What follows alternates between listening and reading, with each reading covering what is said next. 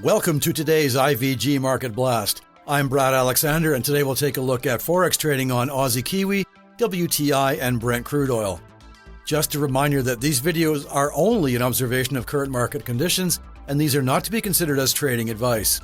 And don't forget to like, subscribe, and keep up to date.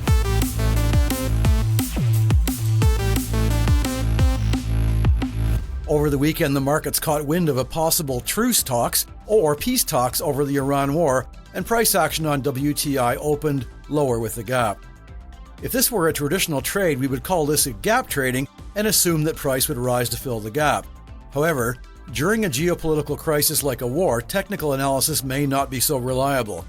If peace talks break down, as they have so far in this conflict, we could see the gap being filled quite easily. Good news, especially about the Strait of Hormuz, we'll see prices falling. If you do like the technical aspects of trading crude oil, just like any other instrument, follow the trend. You can see here where technical indicators, like the stochastic oscillator, can pick reversal points. You can see even today where this happened and prices are rising already. Just keep an eye on the news.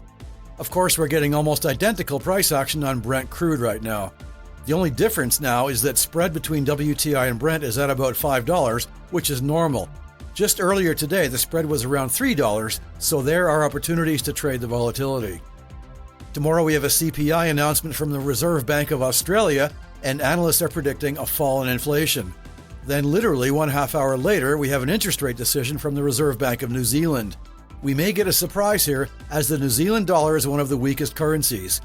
We can see from the weekly chart on Aussie Kiwi this year-long progression of one-way price action. So in 1 year, the cost of one Australian dollar has gone from $1.06 to over $1.22, which is not great for a country with high inflation. Let's see if the central bank can reverse the trend. We see where we are today with price action trying to break resistance and a very overbought stochastic oscillator. Whenever we see two news events coming out at the same time, this often gives us an opportunity to trade both currencies in the pair if the news from one goes contrary to the other. That's all for now. CFDs and FX are leveraged products, and your capital may be at risk.